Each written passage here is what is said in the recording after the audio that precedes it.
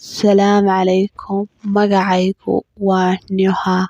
Waxaan ku noolahay wadanka Sacuudi Arabiya. Waxaan guursaday markii aan jiray 18 sano. Hadeer waxa aan jiraa markaan qisadan ka sheekeynayo 21 sano. Waxa dhacday in markii aan guursaday ay noo timi sodohday, maadaama aanay sodohday dhalin wax gabadh ah. Waxaa jiray 3 wiil oo ka weynaa ninkayga oo iyaguna guryo lahaa, laakiin aniga ayaa ugu dambeeyay. Waxa dhacday in sodohday ahayd dadkan carabka ka waalan oo wax walba sheega, dhibaato miidhan. Dadkii deriska, wiilashii dumaashiyada gabdhahay qabeen, dhammaan qof kasta ay arkaa wuxuu ahaa qof iiga digayay oo lahaa ha soo dhawaysan, islaantani ma ahan islaan wanaagsane.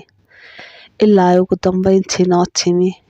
Waxa dhacday in markii aan wax yar wada joognayba ay bilowdo in ay ila caydo haddii uu qof guriga yimaado iyo haddii aanu meel isku raacnaba. Waxa dhacday in xitaa ay igu soo furto qolkayga hurdada iyadoo aan soo weydiinin wax idin ah. Waxaan is iraahdaa waa iska caadi, waayo waa hooyadayo kale. Haddii hooyadaa sidaa samayso kama cadhoonaysid. Waxa dhacday in ay wax walba oo xumaan ah ila doonto. Cunada aan kariyo waxay odhanaysaa maalin basbaaska ayaa ku badan, maalinna waxay odhanaysaa milixda ayaa ku badan. Anigu maanta cunadan ma rabo. Waxayna igu kalifaysaa aniga oo maanta oo dhan cunadii diyaarinayay in aan ordo oo cuno kale u soo sameeyo. Waanan iskaga qanacsanaa, waan cadhoon jiray, laakiin waxaan is odhan jiray waa hooyadayo kale, sida hooyada aad u samaynay ayaad iyana u samaynaysaa.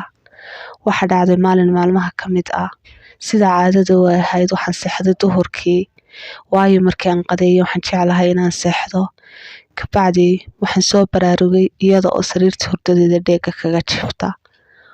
Waan iska aamusay. Markii soo kacdan kuri maxaa ku helay, waxay tiri mukayifka qolkaygu aad uma shaqaynayo. Guriga waxaa ku jiray ilaa 5 mukayif. Qolaal kale iska maran oo aan cidna hurdin ayaa jiro mukayif ku xidhnaa oo alaabi taalay. Laakiin waxay dooratay in ay halkayga aniga ila soo seexato. Waan iska aamusay. Waxaanan idhi waa sidii hooyada oo kale. Marnaba uma sheegi jirin ninkayga. Waan iska aamusi jiray. Waxaan u imaadaa iyada oo baadhanaysa kabadhkaygii. Dharkii aan laalaabay dhinac kale iskugu soo rogaysa. Maro ayaan waayay ayay tiraahdaa, waxaan u wadaa halkan ayay ku jirtaa. Waan la baadhi jiray anigoo og in aanay maradeedu halka ool ilaa aan iyada qanciyo. Wayna iga bixi jirtay.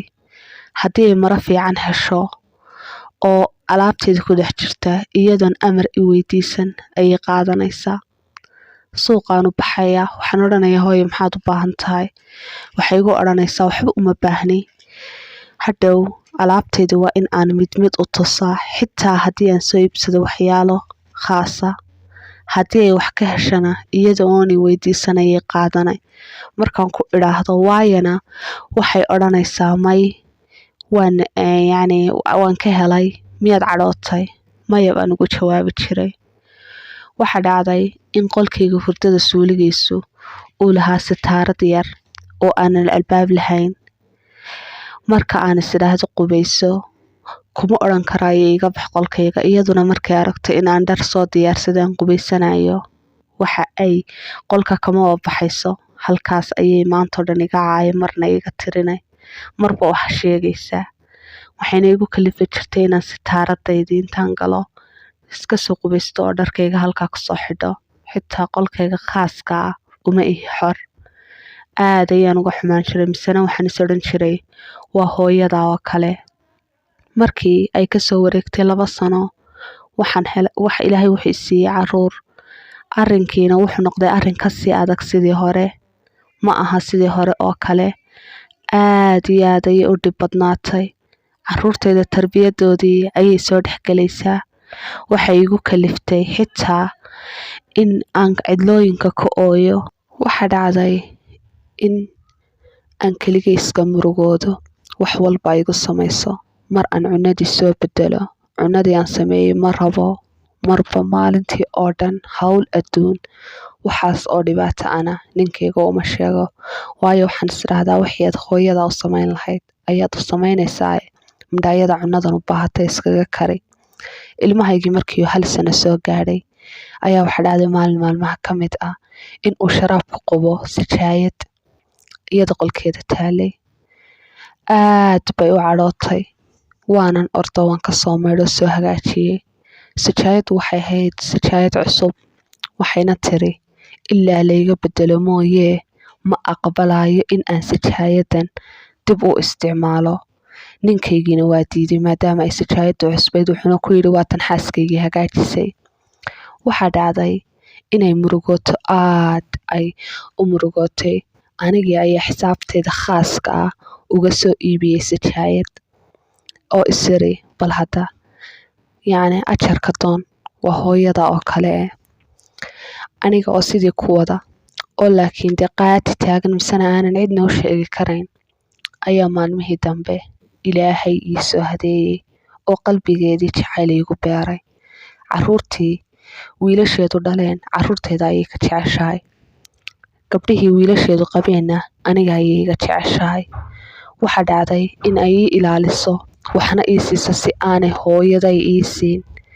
Waxaa dhacday in xitaa haddii ay guriga tagto xaasaska wiilasheeda kale ay ku aragto alaab cusub ama dahab cusub ay soo iibsadeen iyadoo aan ii sheegin inay ii soo iibiso igu tiraahdo waa moodadii cusbayd.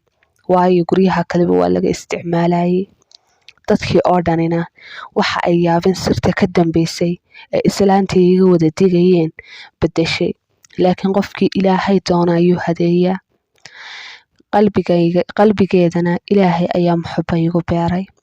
Halkaa ayay ku joogtaa qisadeedii. Waan rajeynaya inaad ka heshay channelka.